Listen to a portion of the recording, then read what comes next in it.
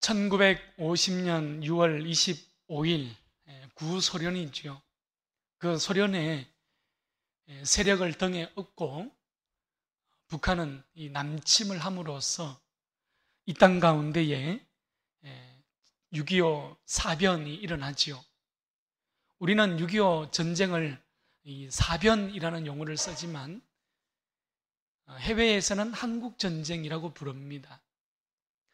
이날은 우리가 이 역사 속에서 잊을 수 없는 그런 날이 되어야 합니다. 우리는 3일 만에 수도인 서울을 내어주게 되었고요. 겨우 한 달 만에 낙동강까지 후퇴하기도 했죠. 그러나 세계 16개 국 나라에서 이 유엔군의 지원으로 인해서 인천 상륙작전에 성공하게 됩니다. 반격을 가하면서 압록강까지 우리는 다시 탈환하는데 성공하지요. 그러나 또 어떻게 됩니까? 이번에는 중국의 인민군이 인해전술이라는 하나의 그 전술로 인해서 1951년 1월이었죠. 다시 서울을 빼앗깁니다. 여러분, 6.25 전쟁은 이렇게 주고받으면서 무려 3년 1개월 동안 진행이 되어집니다. 결국 휴전이 결정되어지기도 하죠. 3년 동안의 긴 전쟁은 무려 약 450만 명의 사상자를 냈고요. 그리고 1000만이 넘는 이산가족들과 또한 전쟁 고아들을 배출해내기도 했습니다. 여기서 우리 가까이 있는 지리산에는 빨치산 전투로 또 유명하지 않습니까? 무려 7년에 이르는 세월 동안 이념 전쟁으로 죽이고 또 사는 그러한 아픔의 역사를 반복했던 것을 우리는 기억해야 하는 것이죠. 여러분, 우리는 힘없는 나라의 서름을 70년이 지나도록 지금도 경험하고 있습니다. 잘 살고 부유해진 듯 하지만 여전히 우리는 강대국 틈바구니에서 온전한 주권을 행사하지 못하는 그런 아픔을 우리는 보고 있고 경험하기도 합니다. 역사를 잊은 민족에게는 미래가 없다는 말이 있지 않습니까? 영국의 역사학자였지요.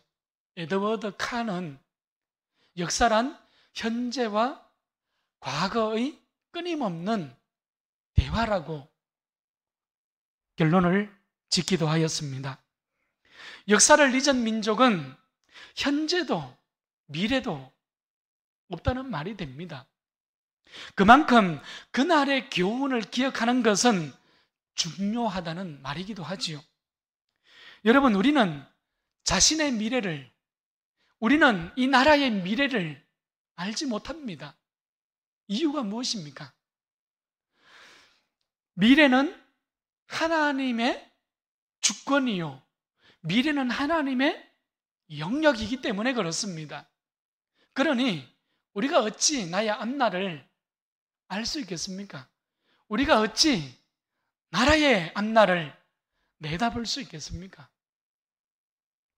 우리는 지금 세계 유일의 분단된 역사를 가지고 살아가고 있지요. 이러한 가운데에서 우리는 나라를 사랑할 수 있는 방법이 무엇인가? 이것을 우리는 한 번쯤 오늘은 생각해 볼 수 있어야 할 것입니다. 무엇보다도 이 땅에 하나님의 평화가 임하기를 기도할 수 있기를 바랍니다. 여러분, 이 땅에 평화가 싹트고 모든 불신과 적대감이 허물어질 수 있기를 하나님 앞에 간구할 수 있기를 바랍니다. 여러분, 기도의 자리에 서는 것이 가장 우선이기 때문입니다. 하나님이 역사의 통치자이니 하나님의 기도의 자리에서 우리가 간구하는 것이 가장 먼저 해야 할 일이 되는 것이지요.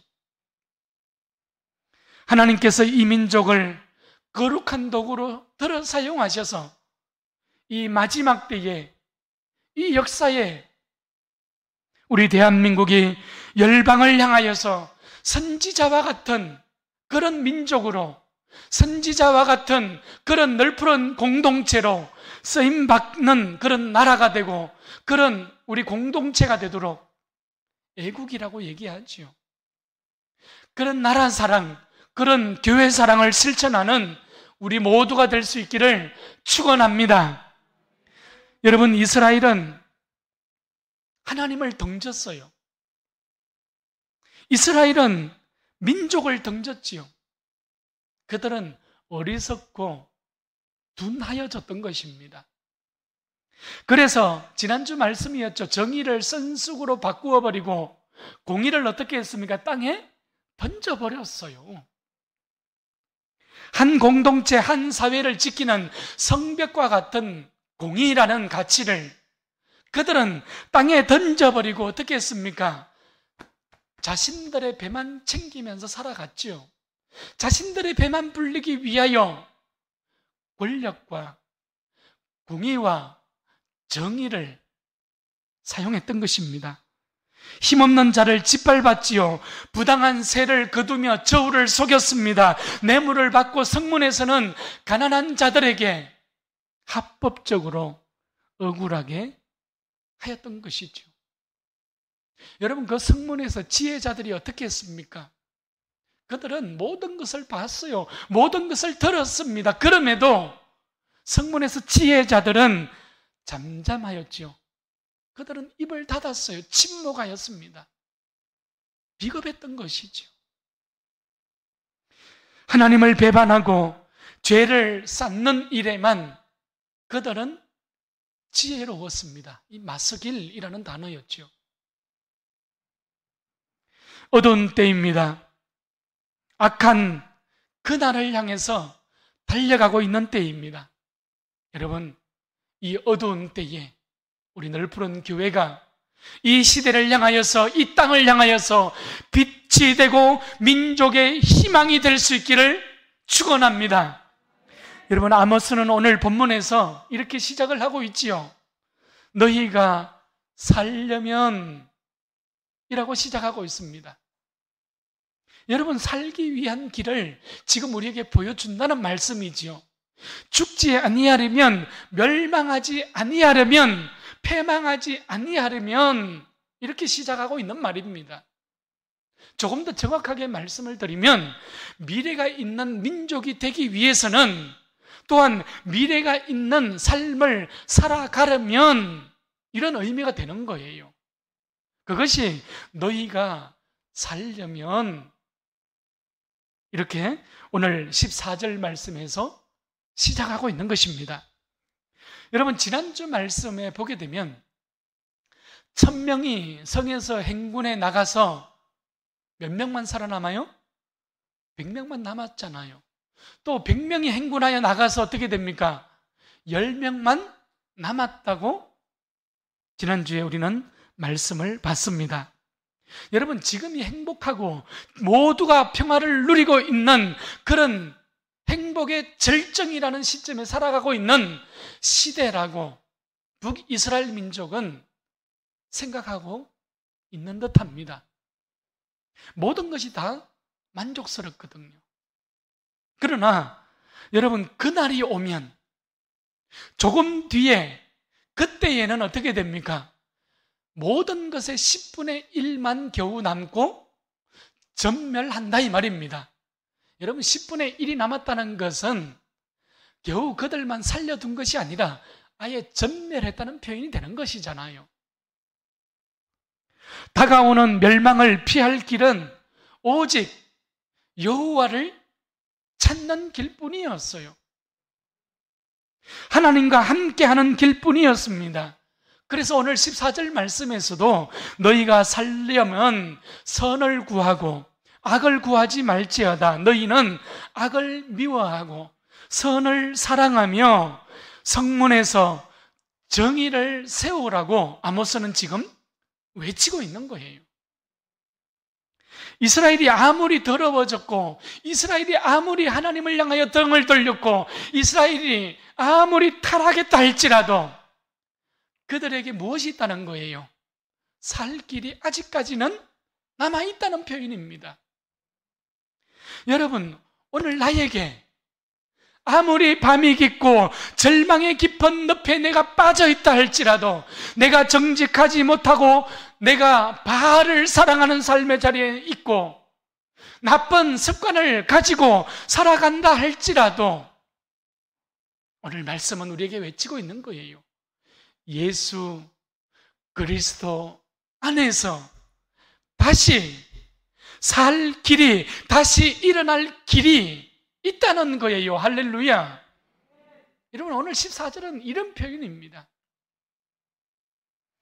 여러분, 중독이라는 것이 있지 않습니까? 이 중독되었다는 것은요, 사람의 힘으로는 그 중독에서 헤어나올 수 없을 때에 중독되었다고 이야기합니다.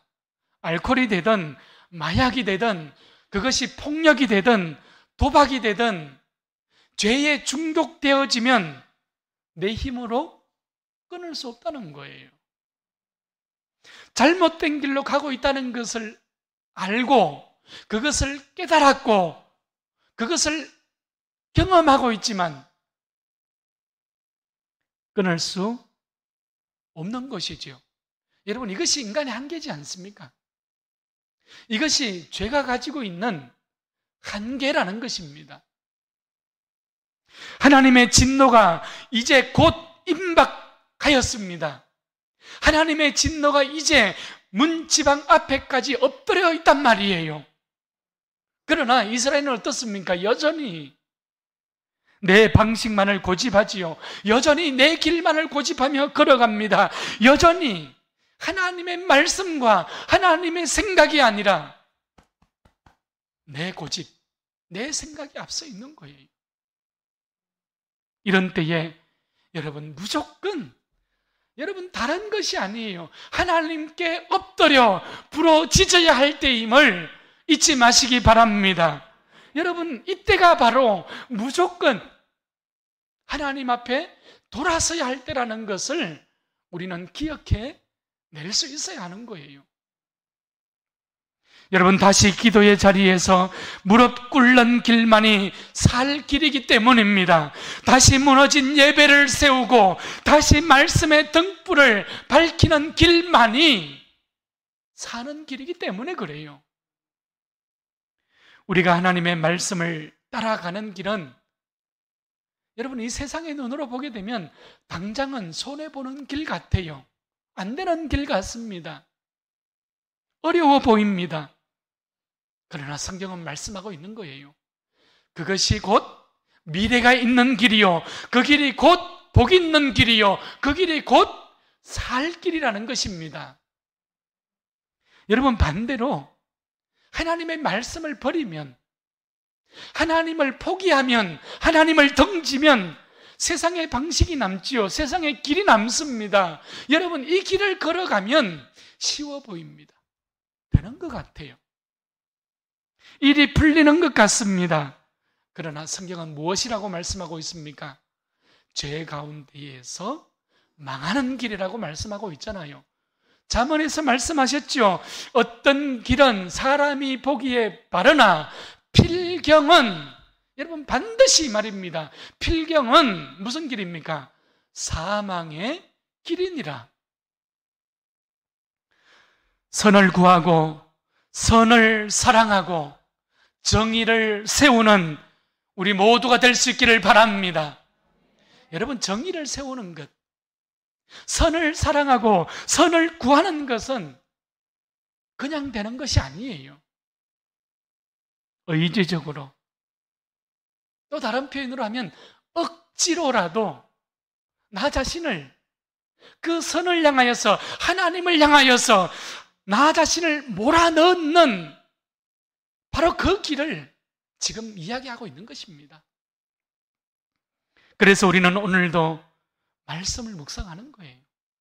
그래서 우리는 오늘도 하나님의 이름 앞에 찬송을 올려드리는 것입니다. 그래서 우리는 오늘도 하나님 앞에 어김없이 여러분 예배의 자리로 나온 거예요. 이것이 살 길이기 때문입니다. 마태복음 6장 24절 말씀에서 한 사람이 두 주인을 섬기지 못할 것이니 혹 이를 미워하고 저를 사랑하거나 혹 이를 중히 여기고 저를 경히 여김이라. 너희가 하나님과 재물을 겸하여 섬기지 못하느니라 말씀하였지 않습니까? 여러분, 이스라엘 백성들의 모호한 신앙의 모습이죠. 애매합니다. 중간점 어디에 걸쳐 있는 이스라엘 백성들의 신앙의 모습을 지금 마태복음 6장에서 이렇게 말씀하고 있는 거예요. 여러분, 세상은 통할지 모릅니다. 그러나 문제가 있죠. 무엇이 문제입니까? 하나님께는 통하지 않는다는 것입니다. 오늘 이 밤에 우리 모두가 두 주인이 아니라 오직 하나님만 섬길 수 있기를 축원합니다. 여러분, 하나님께로 돌아서십시다. 그 길이 되는 길이잖아요. 그 길이 사는 길이잖아요. 오늘 16절 말씀으로 가보십시오. 사람들이 모든 광장에서 웁니다. 모든 거리에서, 모든 포도원에서 그들이 애가를 부르며 곡을 하고 있어요. 통곡의 소리가 들려옵니다. 멀지 않은 바로 그 날이죠. 여호와의 날에 있을 이스라엘 백성들의 통곡의 모습입니다. 온 나라가 울음바다가 됐다는 표현이죠. 이유가 무엇일까요? 나라가 패망했기 때문에 그렇습니다.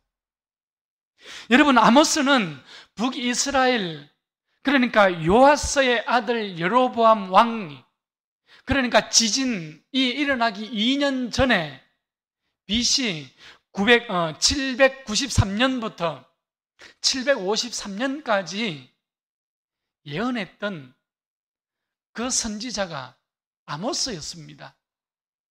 자, 그런데 여러분, 이러한 예언의 말씀이 선포되어지고 나서 북이스라엘은 이 사마리아 성이 아수르의 살만에셀 왕을 통하여서 함락되어집니다. 멸망해요. 오늘 16절, 17절에 나와 있던 이 말씀이 그대로 재현되는 겁니다. 여러분, 불과 30년이 채 지나지 않은, 그러니까 한 세대가 끝나기 전에 아모스의 예언의 말씀이 성취되어졌다, 이 말씀입니다.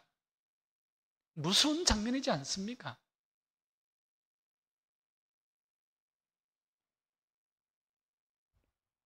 하나님의 말씀은 땅에 떨어지는 법이 없는 거예요. 여러분, 꼭 기억하십시오. 하나님의 말씀은 1.1핵도 변함이 없고, 하나님의 말씀은 결단코 땅에 떨어지지 않는 것입니다. 오늘 17절 말씀을 보십시오. 이스라엘 백성들은 열심히 살았어요. 그들은 자신들의 유익을 위하여서 포도원에서 농사의 일을 하느라고 하나님의 말씀을 묵상할 시간조차도 빼앗겼습니다. 얼마나 열심히 살았습니까?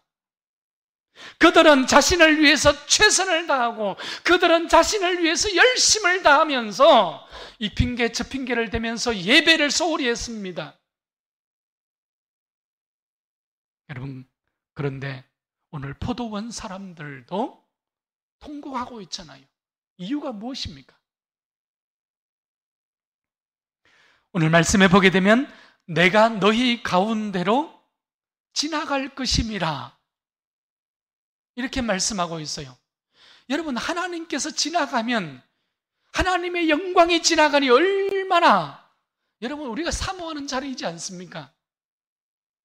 그런데 오늘 내가 너희 가운데로 지나갈 것임이라, 오늘 이 말씀은 하나님께서 지나가신다는 뜻이 아니에요. 하나님의 진노가 지나간다는 뜻입니다. 좀 더 정확하게 말하면 북이스라엘 백성들이 아수르의 포로로 잡혀서 그들이 길게 한 줄로 묶여서 어디를 지나가는 거예요? 포도원을 지나간다는 뜻이에요. 나라가 패망했다는 뜻입니다. 패망이 지나가기 때문에 그들이 모든 포도원에서도 통곡의 소리가 들려오는 겁니다. 하나님의 말씀을 등진 이스라엘의 최후이지요. 여러분, 이 모습이 오늘 우리가 살아가는 이 시대에 바쁘다는 핑계로 이런저런 이유로 하나님을 배반한 인생의 모습이 될까 심히 두렵지 않습니까? 내 일에는 여러분 열심을 가지고 가요. 그러나 오늘 말씀을 통해서 우리가 보게 되면 모든 나의 일보다 앞서야 할 것이 있습니다. 그것이 무엇입니까? 그것이 하나님을 예배하는 일이에요. 여러분, 예배는 하나님 앞에 올려드리는 하나님의 영광 앞에 우리가 나아가는 여러분 가장 중요한 인생의 기준이지 않습니까? 먼저 여호와께로 돌아설 수 있기를 바랍니다. 내 삶을 하나님께로 돌이켜 세울 수 있기를 바랍니다. 이것이 먼저라는 것이에요. 그래서 아모스는 오늘 20절 말씀을 보게 되면 이렇게 결론을 짓고 있어요. 여호와의 날은 빛 없는 어둠이 아니며 빛남 없는 캄캄함이 아니냐. 여러분, 어둡다는 거예요. 캄캄하다는 거예요. 이 날은 이스라엘 백성들에게 그 날은 어두움이 임하는 날이요, 빛이 없는 날이요, 캄캄함이 임하는 날이요, 빛남이라는 것은 조금도 찾아볼 수 없는 그 패망의 날이라고 우리에게 말씀하고 있는 것입니다. 그래서 아모스는 이 날을 이렇게 표현하고 있지요. 마치 사람이 사자를 피하려다가 무엇을 만나요? 곰을 만난 격입니다. 어려움을 피하고자 도망하였더니 더 큰 어려움을 만나게 되는 거예요. 곤고를 피하고자 애쓰고 수고하고 살고 싶어서 참 인생의 모든 애를 쓰며 살아가고 있는데 더 큰 눈물이 찾아오는 것입니다. 여러분, 이것이 하나님 없는 인생, 하나님을 등진 민족의 모습이라고 오늘 아모스는 우리에게 선포하고 있는 것입니다. 또 보십시오. 여러분, 겨우 집으로 숨어 들어갔어요. 피하였습니다. 집에 들어가서 한숨을 내쉬면서 겨우 숨을 돌리려고 하는데 어떻습니까? 벽에서 뱀이 나와 그 손을 물어버립니다. 피할 길이 없다는 것이죠. 살 길이 없다는 그 표현이 되는 것입니다. 재난을 피하는가 싶었는데 또 재난이 찾아온 것이지요. 하나님 없는 인생의 비참함이지 않겠습니까? 하나님 없는 역사, 하나님 없는 민족이, 하나님 없는 공동체가 가지고 있는 그 비참한 역사의 모습이기도 할 것입니다. 오늘 우리 널푸른 교회가 하나님 앞으로 먼저 돌아설 수 있기를 축원합니다. 우리 모든 성도들이 말씀 앞으로 돌아서고 예배 앞으로 돌아서서 하나님을 하나님 되게 하는 거룩한 성도들이 될 수 있기를 바랍니다. 말씀의 등불을 밝히고 기도의 무릎을 가장 우선적으로 하나님 앞에 드릴 수 있기를 바랍니다. 여러분, 이것이 살 길이라는 거예요.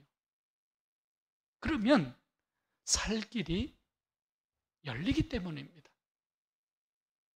이제 말씀을 정리합시다. 여러분, 세상은 어떻습니까? 오늘도 우리에게 요구합니다. 세상은 여전히 돈을 믿고 학벌과 직책, 외모를 보고 판단하라는 거예요. 그 사람의 성공 여부를 따지지 않습니까? 또 어떤 사람들은 우연의 힘을 믿기도 합니다. 또 어떤 사람들은 별자리를 따지고 운수를 따지기도 합니다. 성공의 길을 여기서 찾고 있는 것이죠. 이것이 세상입니다. 이것이 하나님이 없는 사람들이 걸어가는 길이지 않습니까? 그러나 우리는 우리의 인생, 우리의 역사는 하나님의 손으로부터 난다는 사실입니다. 할렐루야. 여러분, 이것을 하나님의 허락이라고 이야기하는 거예요. 여러분, 복이라는 것은 그냥 열매를 맺는 것이 아니에요. 복 있는 자리에 내 인생의 뿌리를 깊이 내릴 때에 그곳으로부터 복 있는 열매를 맺을 수 있잖아요. 여러분, 이것이 원리입니다. 내 인생의 그 믿음의 뿌리를 복 있는 자리로 여러분 깊이 뿌리 내릴 수 있기를 바랍니다. 여러분, 한 사람이 이 직장 생활을 하고 귀갓길에 늦은 밤에 친구들과 술을 한잔하고 비틀비틀하면서 집으로 귀가하잖아요. 귀가하다가 어떻게 됩니까? 그만 넘어졌어요. 안경을 떨어뜨려 버렸습니다. 캄캄한 그곳에서 주섬주섬 앞이 안 보이니 보기 위해서 안경을 찾습니다. 아무리 찾아도 보이지 않는 거예요. 이 사람이 그 땅에 엎드려서 생각을 합니다. 저기에 가로등 불빛이 있으니 저 밝은 데 가서 찾으면 내 안경을 찾을 수 있겠구나. 잘 보이니 찾을 수 있겠구나. 여러분, 가로등 밑에 가서 안경을 찾으면 찾을 수 있어요? 없어요? 없습니다. 이유가 무엇입니까? 안경을 잃어버린 장소가 아니니까요. 여러분, 무슨 말입니까? 하나님 앞에 복된 열매를 맺기 위해서는 내가 잃어버린 그 자리로 다시 돌아가야 한다는 것입니다. 여러분, 복 있는 열매를 맺기 위해서는 무너진 곳에서 다시 일으켜 세워야 한다는 거예요. 이것이 원리입니다. 시편 1편 말씀을 보게 되면 복 있는 사람에 대해서 우리에게 말씀하고 있잖아요. 여기에는 무려 복 있는 사람이 6가지의 모습을 우리에게 말씀해 주고 있어요. 시편 1편 1절 말씀에 보게 되면 소극적인 복 있는 사람의 모습을 기록해 주고 있어요. 복 있는 사람은 어떻게 시작해요? 악인들의 꾀를 따르지 아니한다. 복 있는 사람은 소극적으로 악인의 꾀를 따르지 않습니다. 두 번째는 무엇입니까? 죄인의 길에 서지 않아요. 세 번째는 무엇입니까? 오만한 자들의 자리에 앉지 않는다는 거예요. 여러분, 가만히 보십시오. 따르지 아니하고 서지 아니하고 앉지 아니한다. 점점점 더 깊이 있게 들어가는 모습이지 않습니까? 복 있는 사람은 소극적으로 악인과 죄와 오만을 멀리하는 삶을 살아갑니다. 그러나 2절에 보면 더 중요한 것이 나옵니다. 복 있는 사람들이 적극적으로 살아가는 삶의 방식에 대해서 말씀하고 있거든요. 그것이 무엇입니까? 오직 여호와의 율법을, 시편에서 말하는 율법은 단순히 모세 오경이 가지고 있는 율법, 그 율법 조항을 얘기하는 것이 아닙니다. 하나님의 말씀을 이야기하는 거예요. 그러니 여러분, 복 있는 사람은 어떻습니까? 여호와의 율법을 어떻게 해요? 즐거워하며, 여러분, 적극적으로 하나님의 말씀을 즐거워하며 따라가는 삶을 살아가는 거예요. 그 다음 무엇입니까? 여호와의 말씀을 주야로 묵상하는 자로다. 여러분, 복 있는 사람은 적극적으로 하나님의 말씀을 밤낮을 가리지 않고 묵상하고 읽고 읊조리는 그러한 인생을 살아가는 것입니다. 하나님의 말씀의 등불을 끄지 않는 거예요. 하나님의 말씀의 등불을 밝혀서 내 인생의 길을 비추면서 한 걸음 한 걸음 걸어가는 거예요. 여러분, 마지막으로 어떤 사람입니까? 복 있는 사람은 여호와께서 6절이죠? 인정하는 길을 걸어가는 사람입니다. 그러나 악인의 길은 어떻게 돼요? 망하는 것입니다. 그는 시냇가에 심은 나무가 철을 따라 열매를 맺으며 그 잎사귀가 마르지 아니함 같으니 그가 하는 모든 일이 다 형통하리로다. 무릇 의인들의 길은 여호와께서 인정하시나 악인들의 길은 망하리로다. 여러분, 하나님께로 다시 돌아가십시다. 우리의 의지를 쳐서 하나님의 말씀 앞으로 다시 돌아가십시다. 예배의 자리, 묵상의 자리, 기도의 자리에 다시 설 수 있기를 바랍니다. 여러분, 아모스는 오늘 이 길을 우리에게 선포하고 있는 것입니다. 오늘 하나님께로 돌아서서 그날이,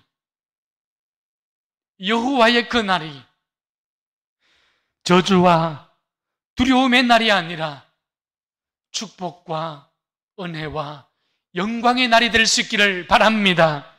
우리 모두가 그 날이 어둡고 캄캄한 통곡의 날이 아니라, 눈물의 날이 아니라 사는 날이요, 기쁨의 날이요, 희망의 날이요, 하나님의 그 거룩함을 회복하는 온전한 날이 될 수 있기를 축원합니다.